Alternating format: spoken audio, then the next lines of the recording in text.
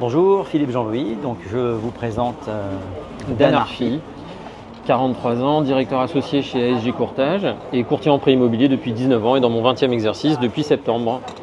Voilà. Et donc, moi, ça fait 25 ans que je fais de l'immobilier à Paris, dans le 16e en particulier.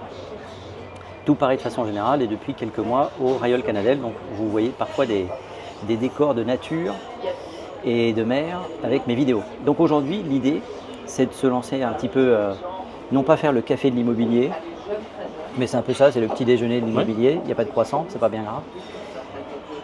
Moi, j'ai l'impression qu'on passe dans une zone de turbulence qui est quand même que l'on n'a pas connue. Alors, on va faire les malins depuis 1962.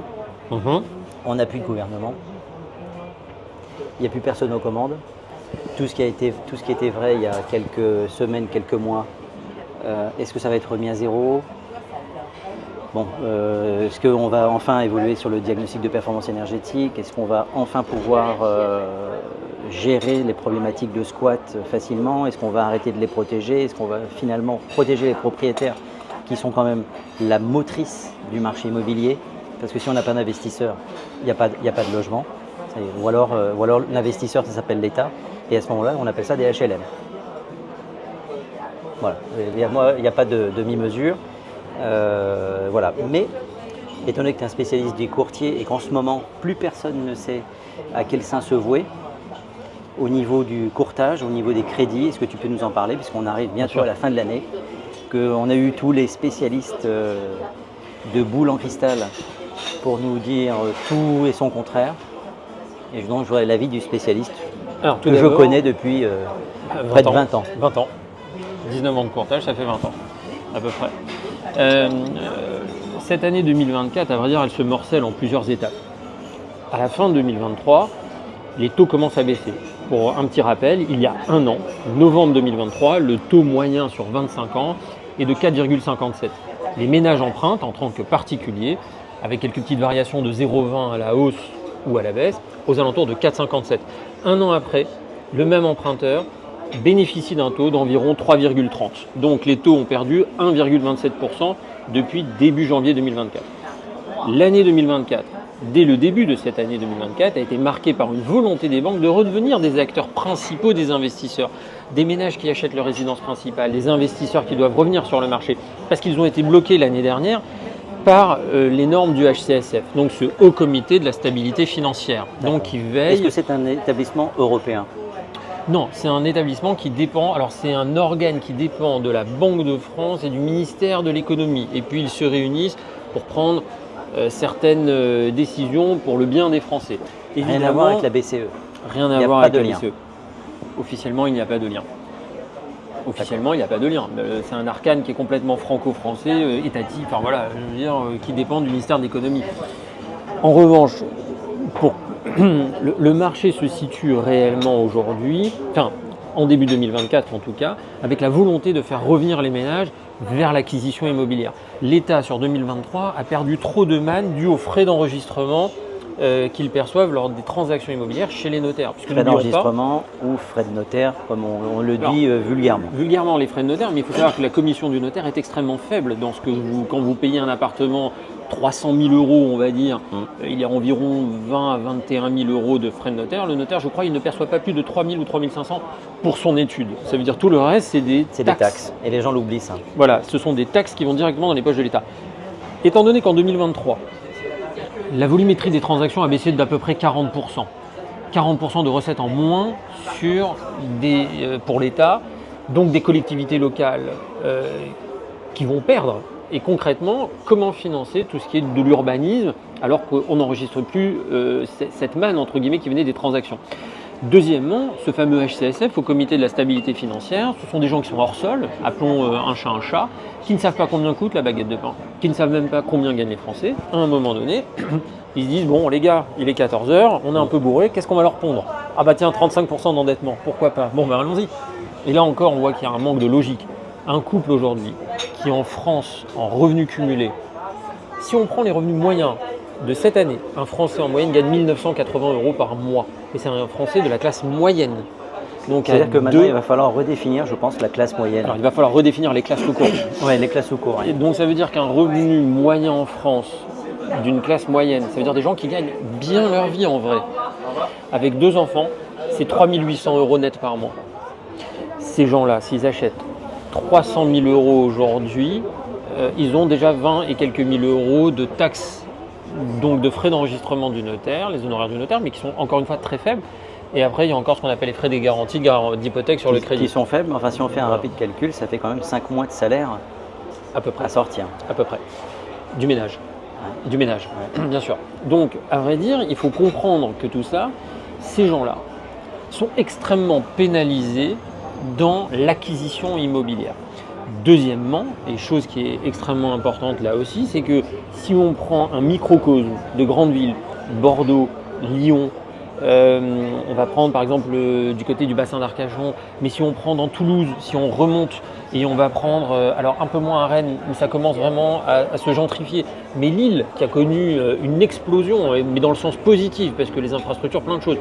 Les couples, beaucoup de couples bobos parisiens sont partis s'expatrier là-bas, entre guillemets, mais tant bien que dans certains endroits d'Alsace, ou comme on l'a dit vers Lyon, sans parler évidemment de Paris intramuros, où les revenus sont plus élevés, eh ben, ce 35%-là est presque confiscatoire. Alors qu'à Paris ou dans ces grandes villes que j'ai citées précédemment, les revenus étant un peu plus élevés, ce 35% ne fait pas sens. Parce qu'en fin de compte, le pouvoir d'achat, le train de vie des ménages qui en bénéficient sur ces grandes métropoles et grandes villes, ils ont quand même un pouvoir d'achat qui reste quand même assez confortable malgré ces 35%. Donc il y a eu une règle pour tout le monde qui aurait dû malheureusement être faite pour certains. Et pour les couples qui sont à moins de 3 800 € avec 2 enfants, ou en tout cas avec au moins un enfant, je pense que le taux d'endettement aurait dû être un peu plus bas, mais pour les protéger. Il est inadmissible que des gens travaillent et que le 20 du mois, pour être propriétaire, ils puissent se poser la question de comment je vais boucler mes fins de mois. Et encore je ne dis pas ça par démago, mais je dis ça tout simplement parce qu'aujourd'hui, on a des propriétaires qui veulent tout simplement transmettre, qui veulent tout simplement acquérir en vue de leur retraite. On sait qu'à la retraite, on touche en moyenne, si on est salarié, 50 à 60% en fonction des cotisations. Si leur logement n'est pas payé, si tu es ministre, ça va. Mais bon, c'est une caste. Il y a la classe moyenne et puis au-dessus de tout ça, il y a une caste. Moi, j'étais pas assez intelligent pour aller faire ministre. Ouais, moi non plus. J'avais pas braqué de Enfin, quoique. Oui, c'est ça. Donc, plus sérieusement, donc voilà, déjà, ça c'est le premier point. Si on a déjà redéfini, avant ta question de tout à l'heure, par ce laïus, comment on en arrive aujourd'hui. Et puis après l'année 2024, comment va-t-elle se passer? Une vraie relance de la part des banques, c'est-à-dire que les banques rouvrent ce qu'on appelle les vannes, mais les banques souhaitent financer. Toutes les réunions du mois de janvier et de février vont indiquer clairement, avec tous nos partenaires, qui vont de la Banque Postale, qui a une vraie mission sociale, vers des banques dites un peu plus privées comme BNP, Société Générale, LCL, en passant vers celles qui reviennent dans un marché après des restructurations en interne et qui ont une vraie volonté de capter de la clientèle, comme le CCF, qui a d'ailleurs, je pense, une belle vision de l'avenir, comme ses confrères et ses concurrents, mais qui a une vraie belle vision. Je pense que ces banques-là ont envoyé un message très fort. Nous souhaitons soutenir l'acquisition. Maintenant, elles ont été contrées par la loi de transition énergétique qui est venue mettre des bâtons dans les roues des banques en complexifiant avec ses DPE. Ça veut dire aujourd'hui, quelqu'un qui a un DPE F ou G a soit besoin de plus d'apports, soit doit avoir tout simplement un projet de rénovation. Mais ça veut dire que c'est encore un budget supplémentaire à considérer. En fait, jusqu'à quand et jusqu'où.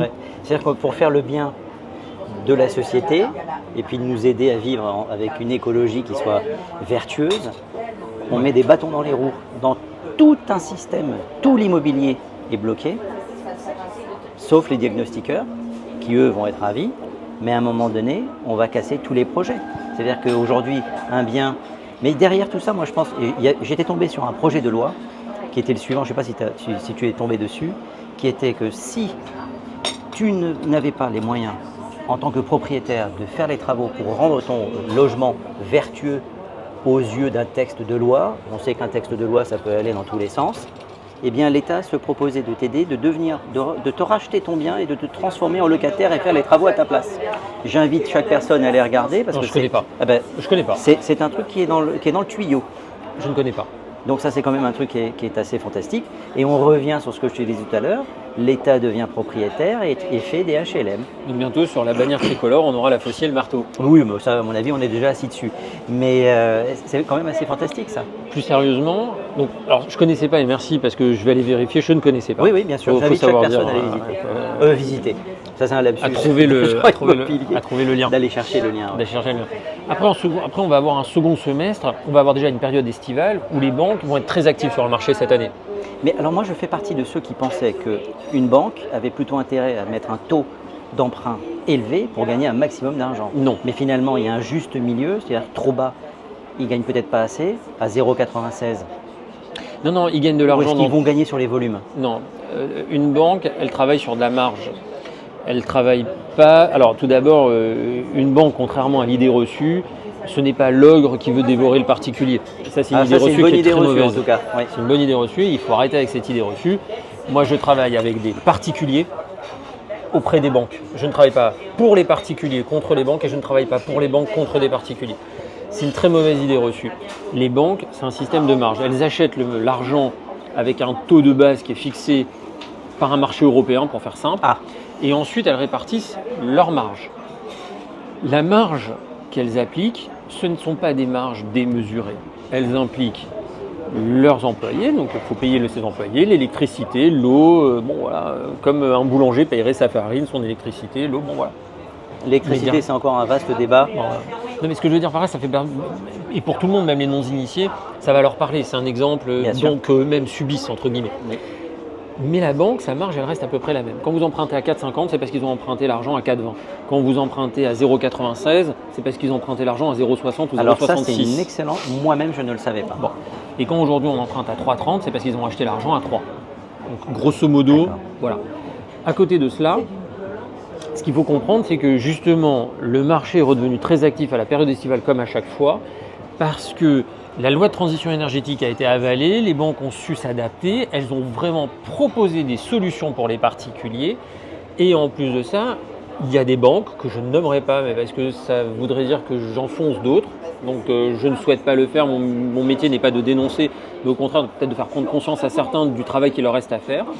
Elles ont aidé ceux qui achetaient soit des mauvais DPE, ceux qui achetaient des très bons DPE, soit en baissant très légèrement le taux, parce que voilà, peut-être 0,10, 0,15 à la marge, mais ceux qui n'avaient pas un bon DPE, elles étaient prêtes à leur mettre à disposition un système d'expertise pour leur faire des travaux de rénovation énergétique, mais alors c'est pas le moins coûtant, c'est-à-dire au meilleur rapport qualité-prix. Ça veut dire qu'ils ont dépassé leur fonction de banquier pour vraiment apporter quelque chose. Alors une fois de plus, je ne fais pas partie d'un lobby, que les gens comprennent bien. Mon métier, c'est vraiment de mettre en relation. Mais il y a un moment, il faut remettre un cercle vertueux. Il y a un moment, il faut rétablir des vérités.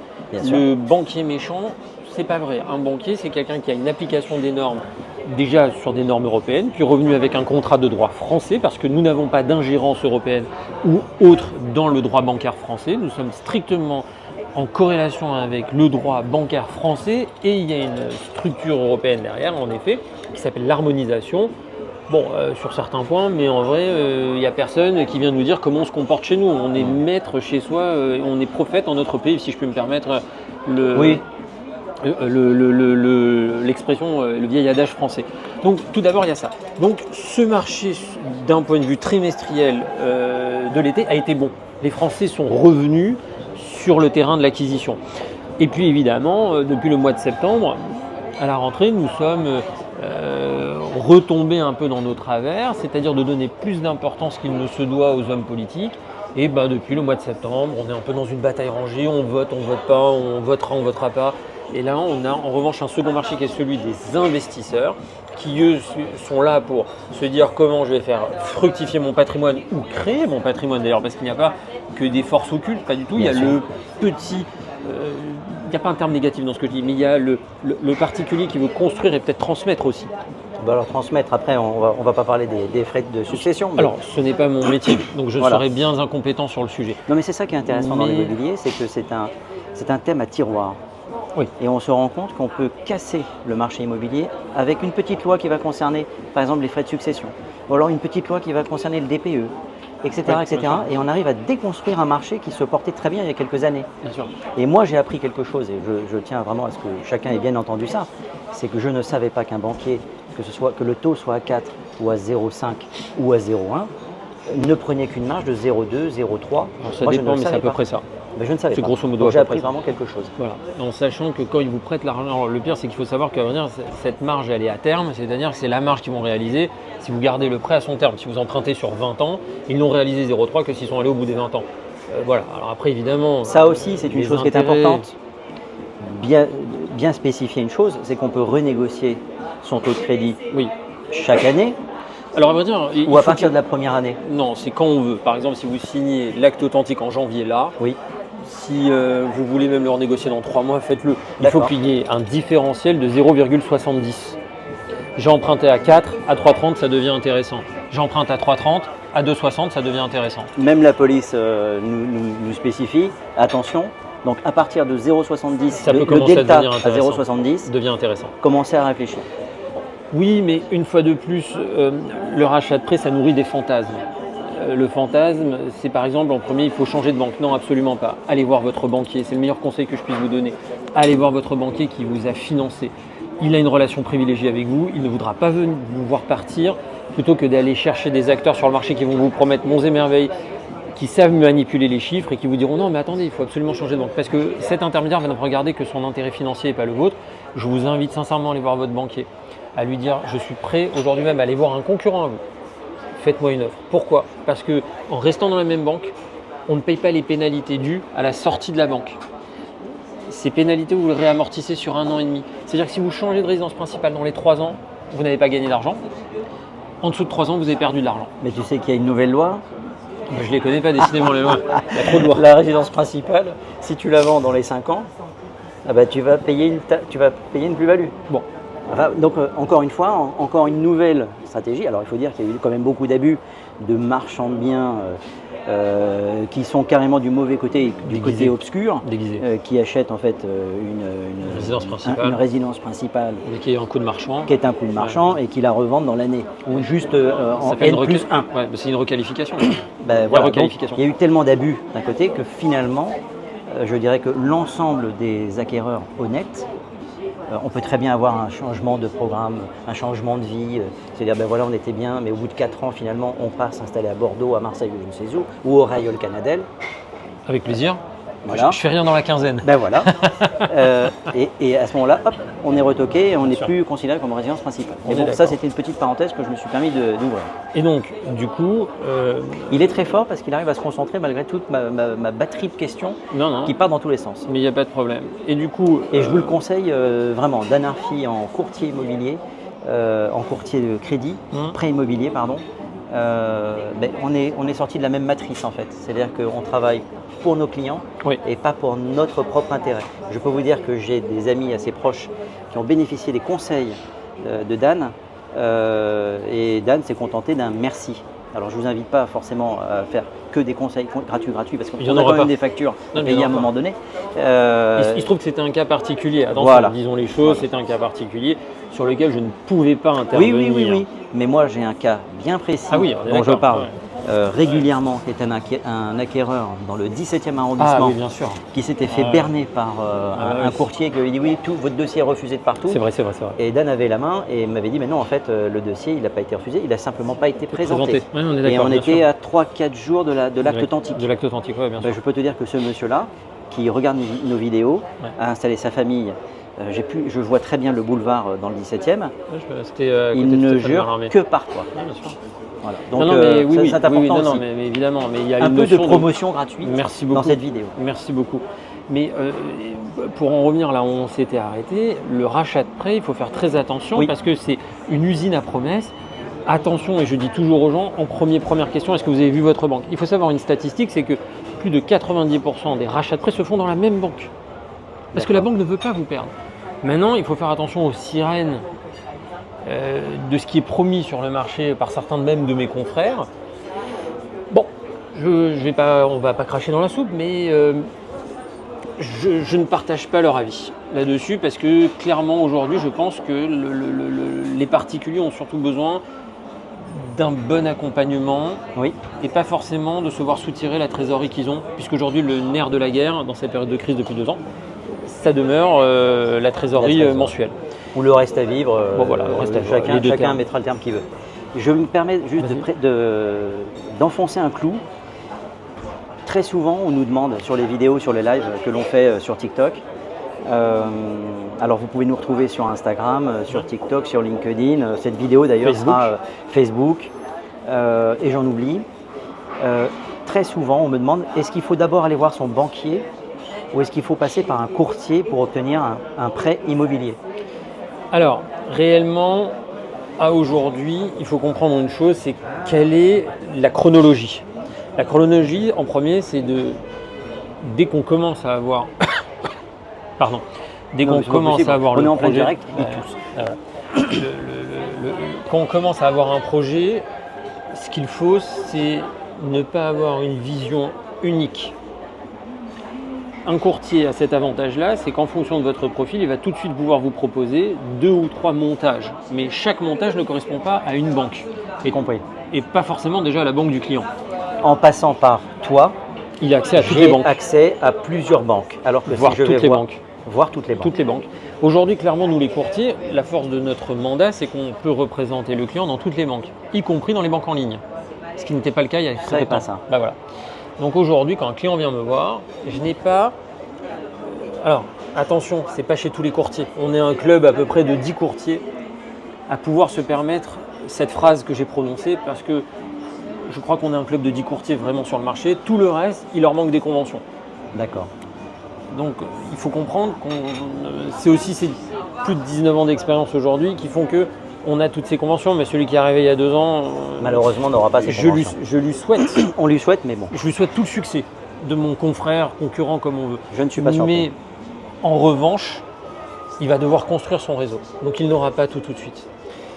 Il faut comprendre que donc, je parle au nom de 10 grosses marques, entre guillemets. Enfin, je ne parle pas en leur nom, excusez-moi, mais nous sommes un club de 10 noms, à peu près, où on travaille vraiment avec tout le marché, y compris des banques en ligne. D'accord. Pourquoi aller voir un courtier en premier? Parce que tout simplement, on ne va pas s'arrêter à un montage qui est peut-être celui de votre banque. On peut vous proposer aussi des alternatives. Dans ces alternatives, ça peut être que ça correspondra à une situation plus précise, entre guillemets. Ça correspondra peut-être un peu mieux à votre profil, parce que tout le monde n'a pas un profil salarié, sans endettement, machin. Donc voilà, il faut aussi faire partie de ça. Et il faudra aussi définir en fonction de vos segments et vecteurs professionnels. Il y a certaines banques qui aujourd'hui le disent, mais très clairement, nous faisons la chasse aux professions libérales. Et d'autres font la chasse aux salariés. Et d'autres font la chasse à certains types de fonctionnaires. Et ils ont mis en place des outils qui font qu'ils sont très intéressants pour ces vecteurs de profession et ces vecteurs de CSP, donc de catégories socio-professionnelles. Et ça, c'est important. Mais une fois de plus, le banquier n'est absolument pas l'ennemi du particulier. Il répond à des règles et des normes de toute entreprise privée. Il ne faut pas oublier qu'une banque est une entreprise de droit privée et elle fait du commerce avec qui elle a envie. Elle n'a aucune obligation, contrairement à ce qu'on croit, ce n'est pas une mairie. Et c'est encore moins... un notaire. C'est pas un officier ministériel. C'est pas un officier ministériel. Donc, en fin de compte, la banque, elle fait ce qu'elle veut. Après, évidemment, elle n'aime pas avoir un mauvais avis, comme tout mauvais commerçant, comme tout bon commerçant, excusez-moi. Mais du coup, ce qui se passe, c'est que elle va essayer de répondre au plus grand nombre. Mais tout le monde ne correspond pas. Est-ce que, en fin de compte, tout le monde va chez le boulanger au coin de la rue? Pas forcément, parfois on préfère marcher 10 minutes, mais pas parce que lui, au coin de la rue, il est mauvais, il n'a pas du bon pain, parce que tout simplement, on a plus d'affinité avec notre palais sur un second fournisseur. Donc on ira peut-être 200 mètres plus loin. C'est exactement ça. Donc dans le cas de rachat ou dans le cas d'acquisition, en premier, c'est voir un courtier. Et si le courtier vous paraît bien, vous vous sentez en confiance, il faut là aussi plutôt lui donner la main, car il aura un levier de négociation à la vue de sa volumétrie qui lui permettra d'avoir de meilleures conditions que vous en direct.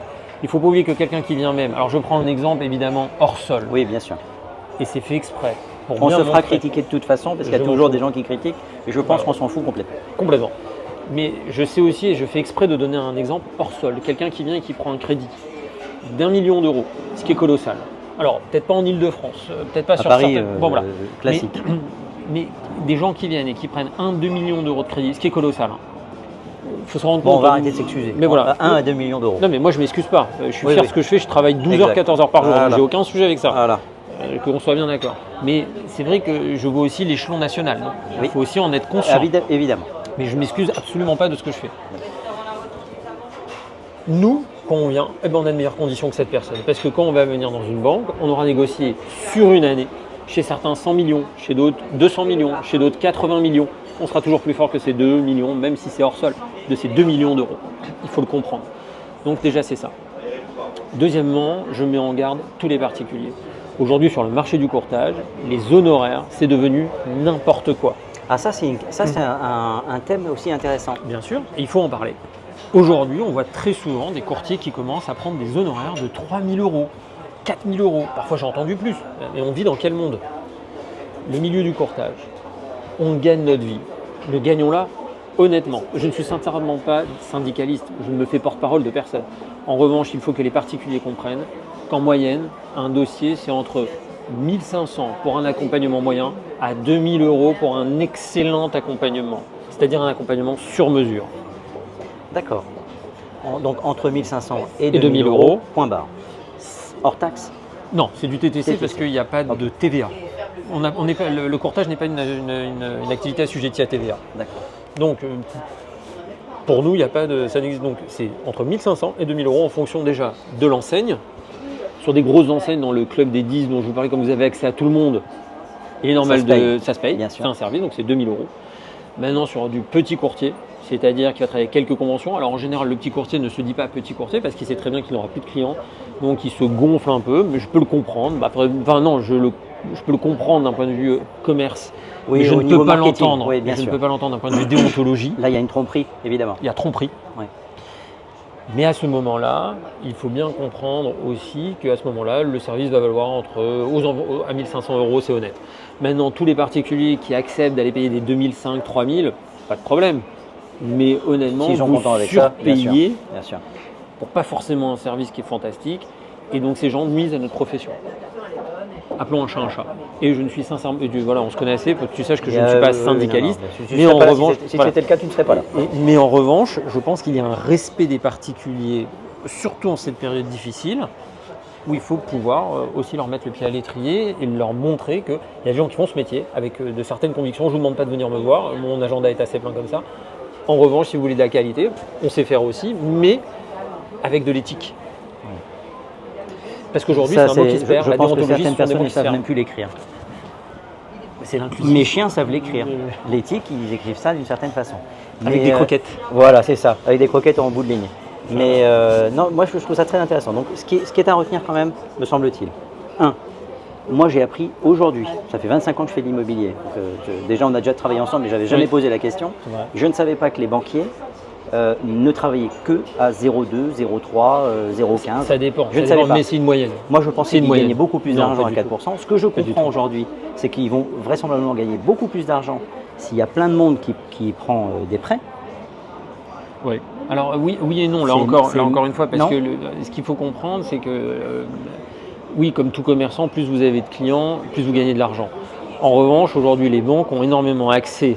Alors je sais que ça peut paraître un peu utopique, ce que je vais dire à des particuliers qui ont un avis sur les banques qui est quand même assez bien tranché. En revanche, on le remarque, mais moi je le vis de l'intérieur en n'étant pas banquier, ne travaillant pas pour eux, je le redis une nouvelle fois, je travaille avec des particuliers auprès des banques, c'est la notion d'équilibre. Oui. Donc je ne défends pas, mais je n'accuse pas non plus. Les banques ont vraiment accès et elles font des très fortes restructurations à l'unanimité, c'est important de le dire, sur la qualité de la relation client. Ce qu'ils appellent D'accord. aujourd'hui dans les termes modernes l'expérience client. Elle est vraiment au centre des préoccupations des banques. Et les banques aujourd'hui ont vraiment à cœur de bien s'occuper.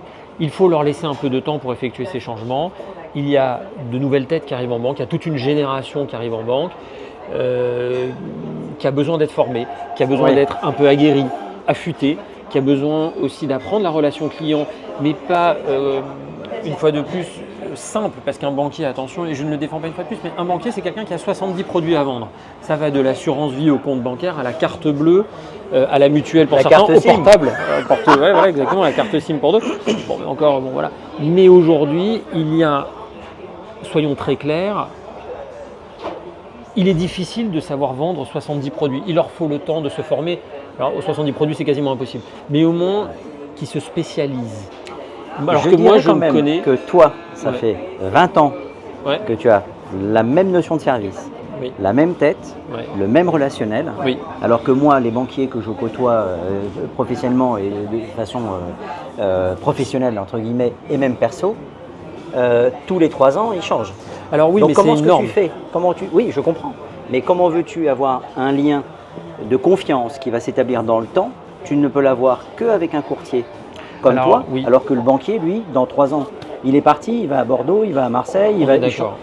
Moi, je pense que la relation, c'est pour ça que c'est très important et je me permets vraiment d'insister là-dessus, c'est que je pense vraiment que si tu veux avoir un bon conseil en prêt immobilier, va Oui, voir oui. ton courtier Alors, et pas ton banquier. C'est très important ce que tu dis.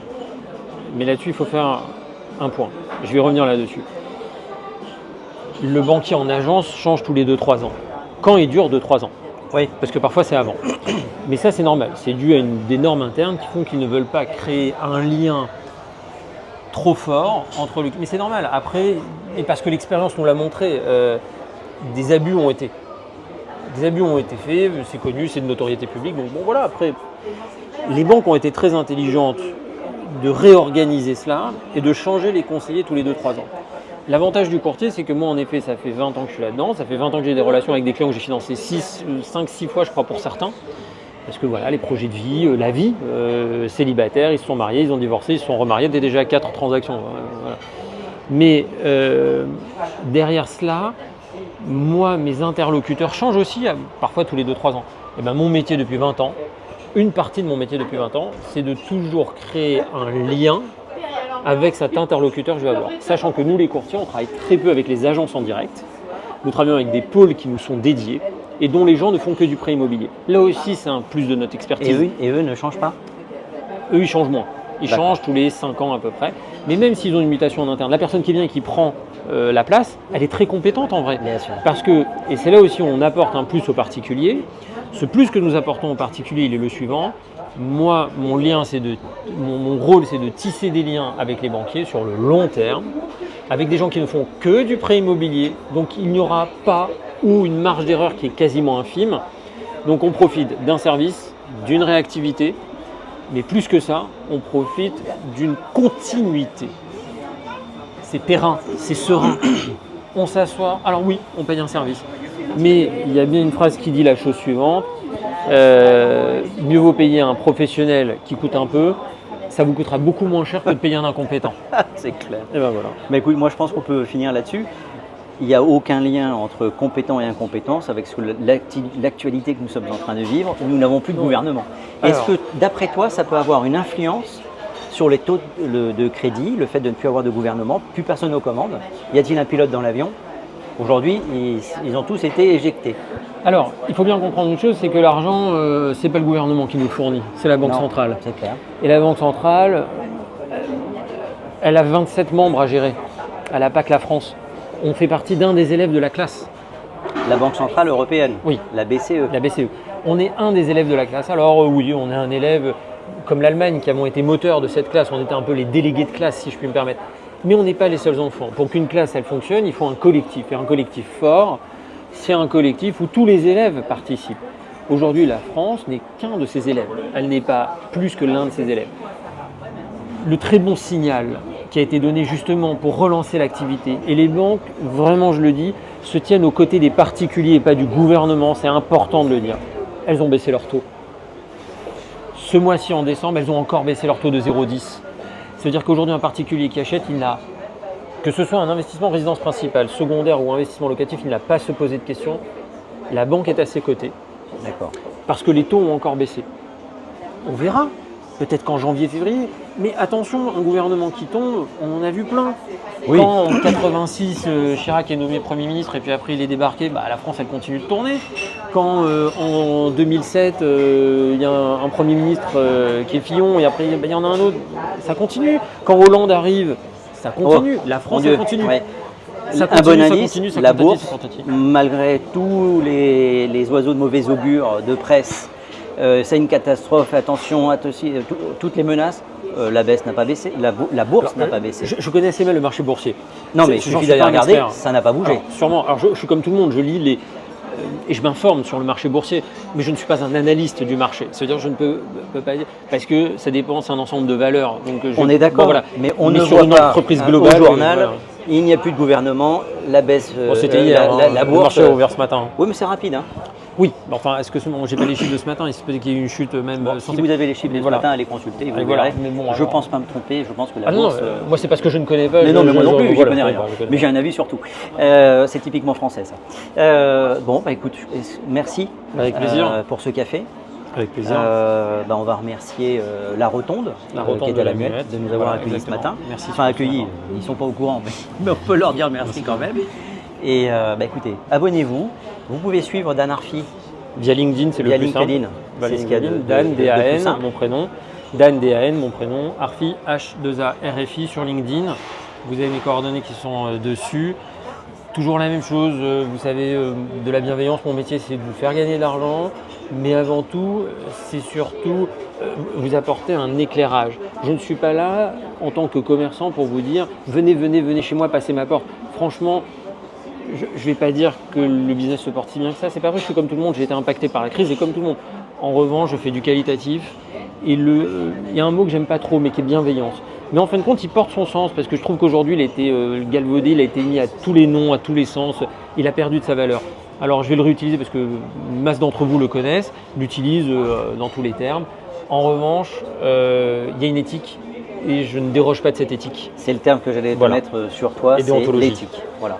Éthique, déontologie et on ne déroge pas à ça. Et ben voilà. Donc, merci de m'avoir invité. Dan Arfi, LinkedIn, Philippe Jean-Louis, les réseaux sociaux, il y a même YouTube et je mettrai cette vidéo sur YouTube. Merci. Si on arrive à faire un montage cohérent, puisque c'est un nouveau logiciel que j'utilise.